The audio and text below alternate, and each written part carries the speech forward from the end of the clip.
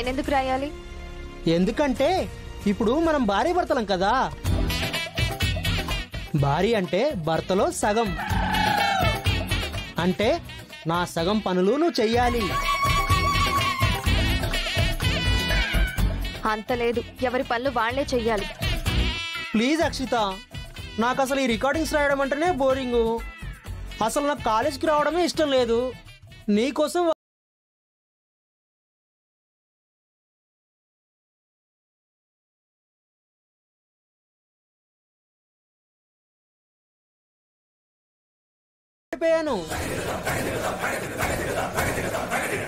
ఆ రోజు రౌడీల నుంచి సేవ్ చేశాక నిన్ను ఫాలో చేస్తూ కాలేజ్ దాకా వచ్చాను.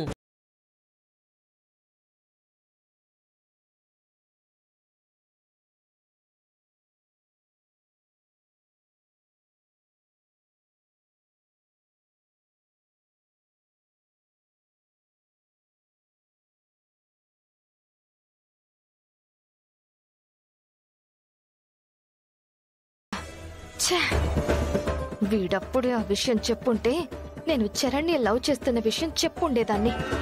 పెళ్ళయ్యాక చెప్తున్నాడు. సర్లే, ఏదైతేనేం మన పెళ్ళైతే అయిపోయింది. All happies. నువ్వు నా బెటర్ ఆఫ్ అనిపించుకోవాలంటే నా రికార్డ్స్ నువ్వు రాయాలి.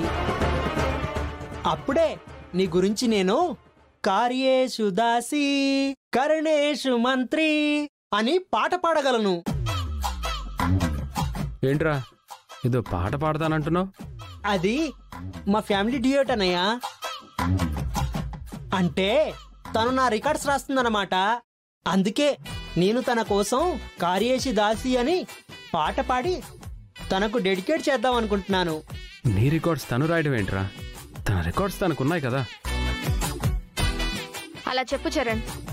మాకు పెళ్ళయిందని నాతో గాడిద చాకరీ చేయించుకోవాలని చూస్తున్నాడు.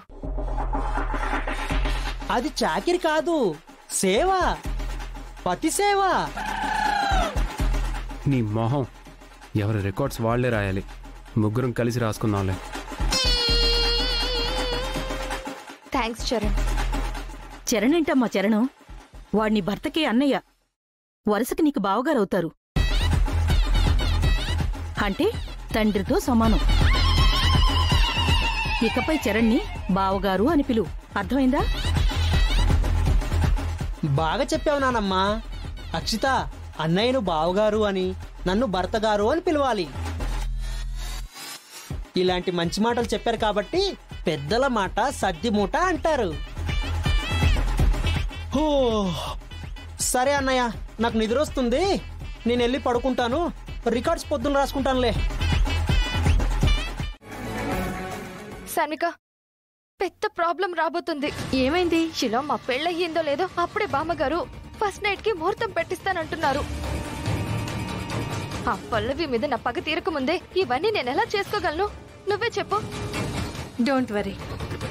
పెద్దావిడ చెప్పినంత మాత్రాన అది జరుగుతుందా ఏంటి? పెద్దావిడ చెప్పిన దానికి అత్తయ్య గారు కూడా ఓకే అన్నారు. నేనున్నాను కదా. వాళ్ళు అనుకున్నది జరగదు.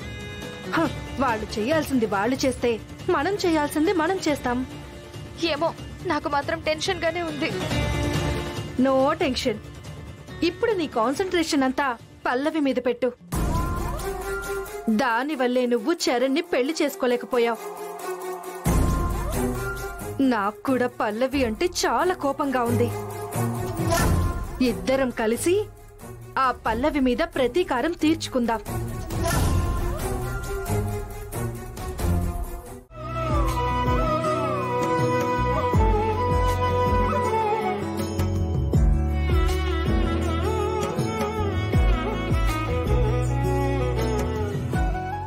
ఒరే తమ్ముడు, ఆ పల్లవి అరటి తొక్క వేసి నిన్ను కింద పడేయాలని చూసింది.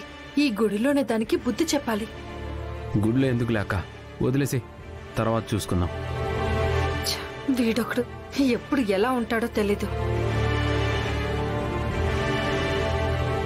పంతులు గారు,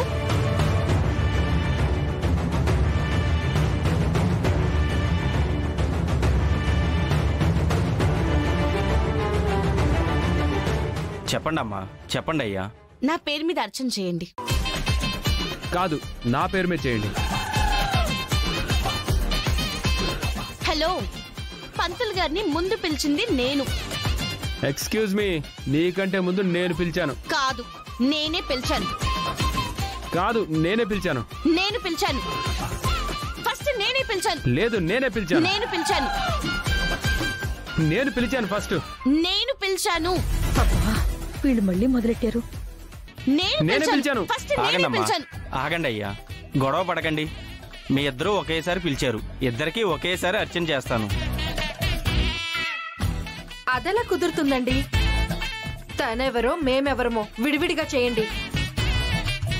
అయితే మీరే తేల్చుకోండి ఎవరికి ముందు అర్చన చేయాలో. అయితే నాకు చేయండి పంతులు గారు. లేదు, నాకు చేయండి. నాకు లేదండి, చేయండి. ఫస్ట్ పిలిచింది లేదు, నేను. లేదు, ముందు నాకు నాకు చేయండి. ఆగమ్మా, ఆగు. గొడవ పడకండి. కాయిన్ ఇవ్వరా.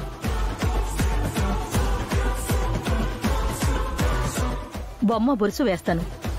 చరణు, నీది బొరుసు. అమ్మ పల్లవి, నీది బొమ్మ.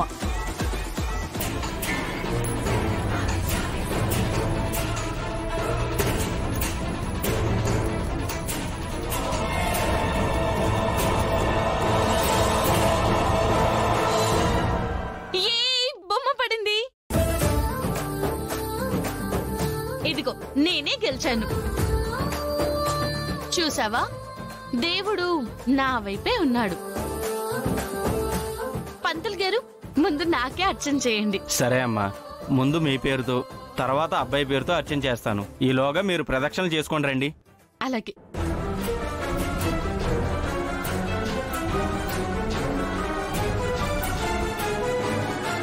పదనానమ్మా, ప్రదక్షిణలోనైనా మనం ఫస్ట్ ఉందాం. నేను తిరగలేనురా, నాకు మోకాళ్ళ నొప్పులు. సరే అక్క, నువ్వురా. నా వల్ల కాదురా, నువ్వే తిరిగిరా.